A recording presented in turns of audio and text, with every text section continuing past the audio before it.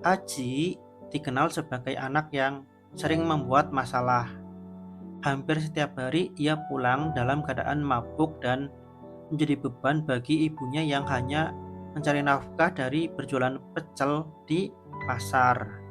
Namun, ketika sebuah kejadian tak terduga menimpa sang ibu, tidak ada yang menyangka bahwa anak yang dianggap sampah oleh masyarakat justru akan melakukan sesuatu yang membuat mereka semua terheran-heran.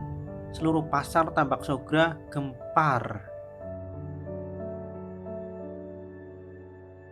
Pada tahun 2018, seorang anak remaja bernama Aji yang suka mabuk-mabukan meminta uang pada ibunya. Padahal uang itu untuk modal jualan di pasar Tambak Sogra. Tentu saja sang ibu tidak mungkin memberikannya, apalagi sang ibu tahu ini pasti bakal dipakai buat mabuk.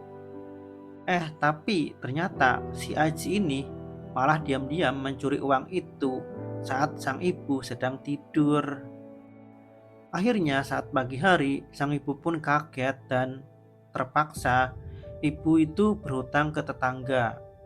Setelah dapat pinjaman, Ibu Aji pun belanja sayur untuk jualan pecel di pasar Tambak Sogra besoknya. Saat malam, setelah Aji pulang sambil mabuk, ibunya pun memukuli Aji dan mengusirnya dari rumah. Keesokan harinya, di pagi hari, Ibu Aji berjualan pecel seperti biasa, laris dan cepat habis karena enak. Tapi pada jam 10 siang, ada dua preman pasar yang merampas hasil dagangan ibu itu.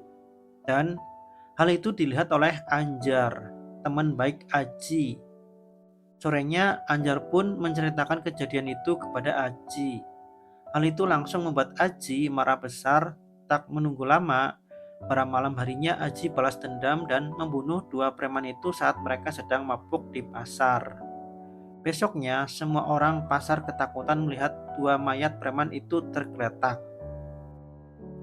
Namun tak lama kemudian, alias seminggu kemudian, Aji pun ditangkap polisi. Tapi Aji mengaku tak menyesal membunuh dan masuk penjara. Karena itu semua demi ibunya.